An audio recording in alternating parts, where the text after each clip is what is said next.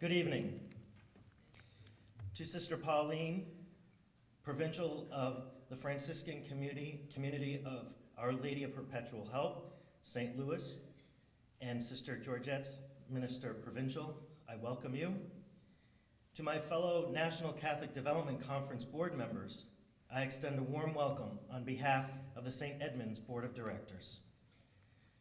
There are times in our lives when we wonder who on stage is receiving the greatest honor, the award recipient or the presenter. Tonight is one of those nights for me. Being asked to introduce Sister Georgette Lehmuth is indeed a distinct honor and privilege. Pondering how best to introduce you to Sister Georgette, I turn to my fellow NCDC board members for advice. I asked each to send me a word or phrase as to how they would describe Sister G, as she is affectionately known.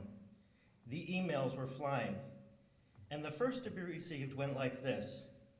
Dear Chad, just an FYI, you should know that when Sister accepts an award, she is known to be belligerent and rude to the presenting organization.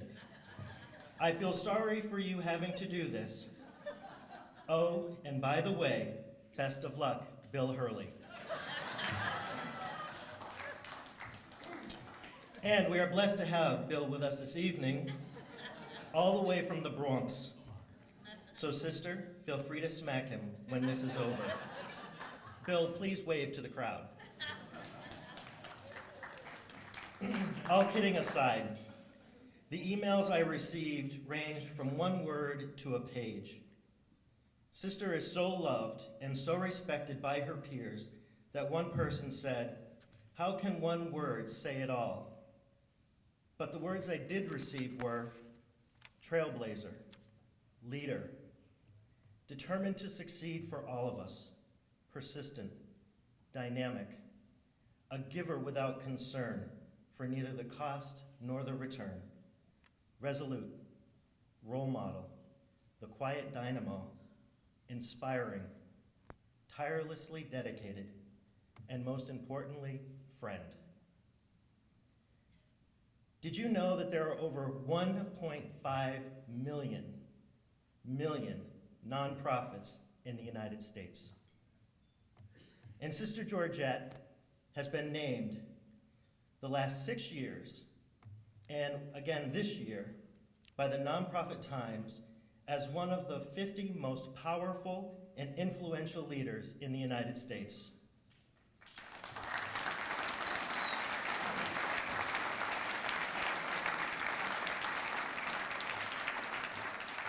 Sister received this year's award at the National Press Club in Washington, D.C. At the end of September. Often awards are given because of the work we do or because of a particular cause that a platform gives us.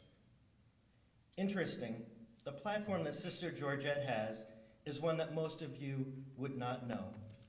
Yes, she represents Catholic ministries at the national level as she lobbies senators, congressional leaders, and yes, even the President of the United States. But what she truly represents and espouses is a Vatican document entitled Gaudium et Spes, Church in the Modern World. And the opening statement goes like this. The joys and the hopes, the griefs and the anxieties of the people of this age, especially those who are poor or in any way afflicted, these are the joys and the hopes, the griefs and the anxieties of the followers of Christ. How is it that a woman not seeking power, fame, or influence finds herself with exactly those blessings? Her tenacity, intellect, passion, and administrative acumen is not what defines this person, not even serving as president of the National Catholic Development Conference. No, rather, it is her commitment to embrace and promote the vision and ministry of Christ through the various organizations she represents. Many people, one body. tireless in her efforts to strengthen the visible Christ in our country by promoting and advancing our Catholic mission of service to others and ensuring a truly Christocentric approach to all our ministries, is what defines and empowers this small but mighty woman. A woman not looking for power and influence, much like St. Edmund, finds herself carrying a mantle of power and influence to help improve the lives of the poor, forgotten, powerless, and those with no influence in this world. A gift not only to her religious community, but to the universal church is what makes tonight such a fitting tribute. For yes, we recognize her as a leader, but more importantly, for her dedication as a follower of Christ. Her life of prayer, her life as a Franciscan sister, and her selfless emptying of self to be available to others. Sister Georgette is certainly a woman of distinct virtue and grace. I am proud to call her my friend, and I am proud that the St. Edmund's Board of Directors is recognizing this woman for the inspiration and hope she represents for so many. Sister Georgette, congratulations.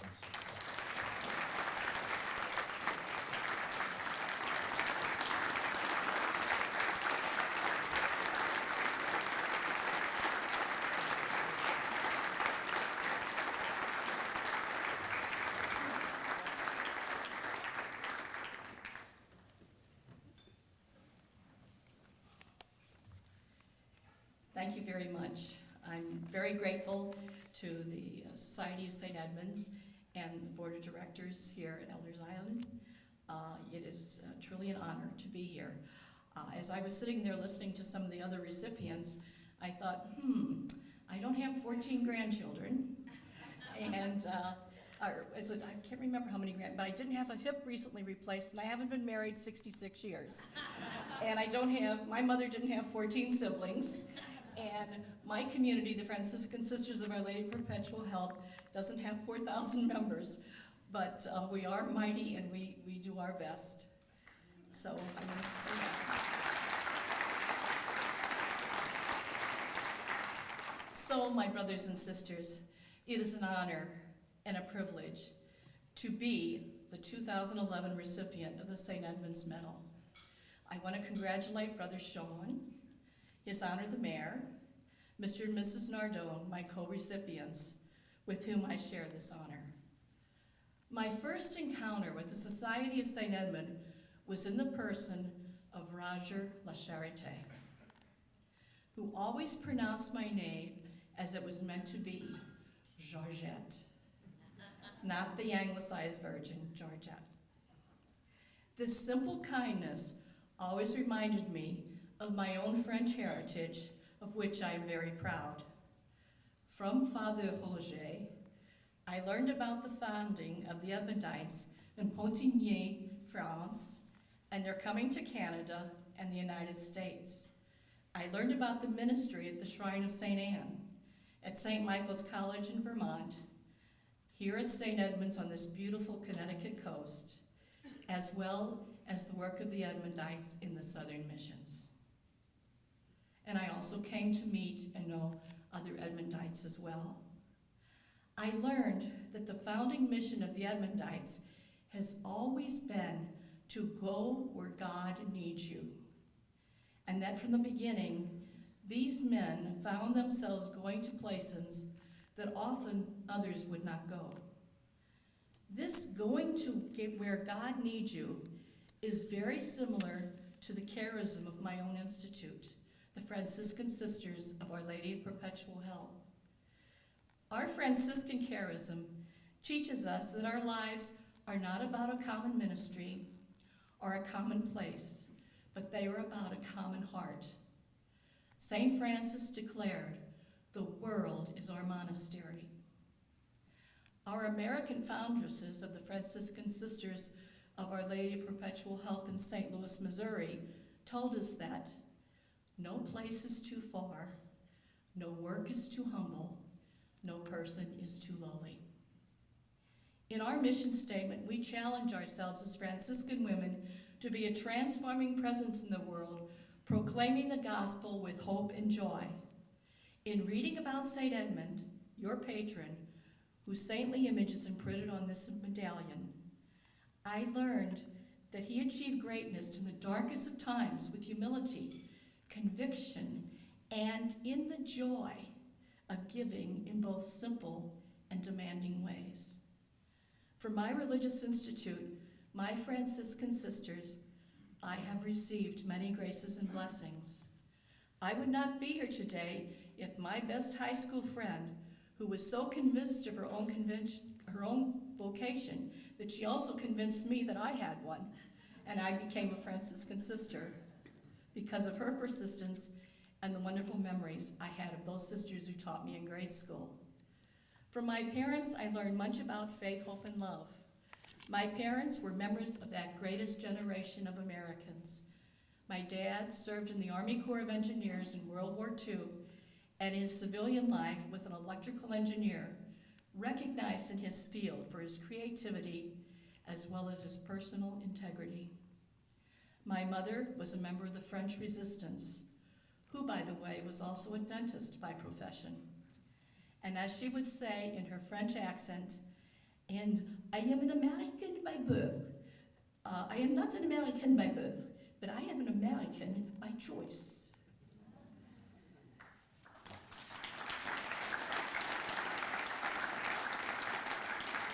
With the resiliency of my French heritage and the desire to be and do your best that my father taught me, melded together with a deep faith in God and the church, I am who I am today. My parents encouraged me and my 4 siblings to always be people of faith and persons of integrity.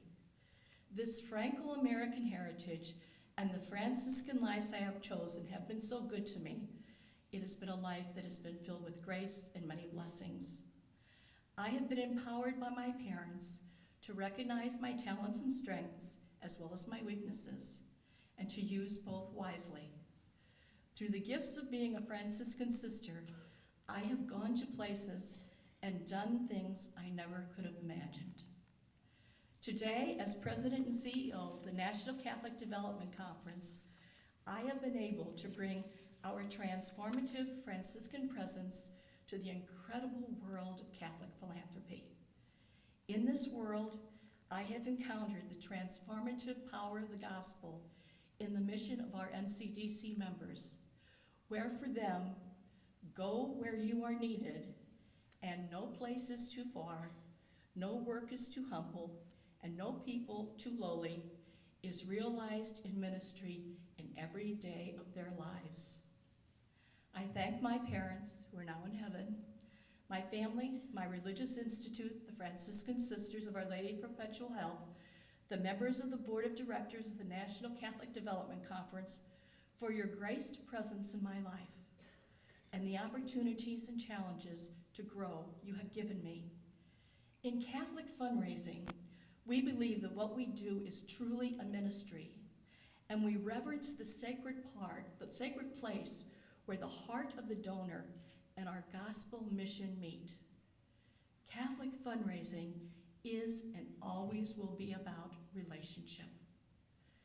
Actually, relationship has always been at the center and heart of the gospel, including in salvation itself. It is with deepest gratitude and reverence for the relationship of the community of faith in which we all share that I thank my Edmundite brothers, the board, and I humbly accept this great honor. Merci mille fois.